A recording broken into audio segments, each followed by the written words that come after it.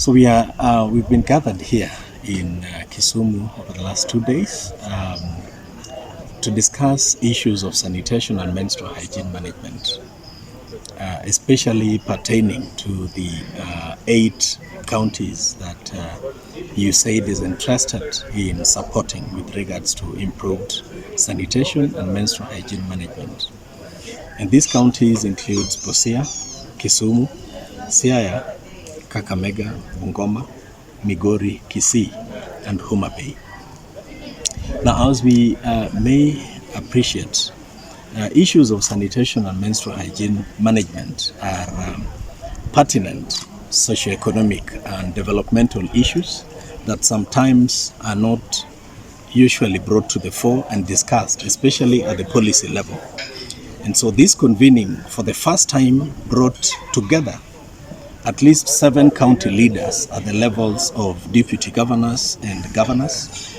It also brought together the private sector, which, as you know, are very, very fundamental in sectoral investments. And of course, it brought together the civil society, research community, as well as innovators, to try and find a lasting framework, a framework through which we can promote innovations, promote enabling environment, and promote increased sector financing to support sanitation and menstrual hygiene targets across the region. So this is a $24 million project over 5 years. That's an average spend of about $3 million for each of the counties over a period of 5 years. We believe that these resources are sufficient for us to engage in catalytic activities that will begin to create a viable, replicable, and financially, sustainable sanitation and menstrual hygiene marketplace.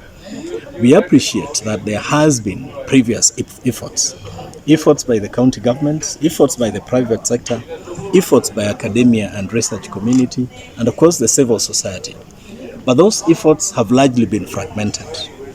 Fragmented in the sense that the counties have been working in silos. The private sector, therefore, has been shying away from investing in sanitation and menstrual hygiene because they consider this as risk averse. First, because of lack of enabling environment on the side of the counties. And secondly, because financial sectors or financial institutions have not been eager to take risks in financing sanitation and menstrual hygiene on account of lack of solid county-based policies and regulations. And of course, the civil society then has largely been active in this space, but only limited to advocacy.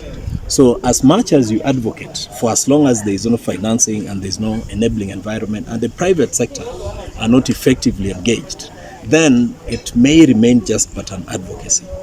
So we are coming in to provide that support and ensure that the coordination aspect comes into play, the principle of collective responsibility, the aspect of building institutions that are fit for purpose to serve the mandates that are given to them by the counties and of course the national agencies,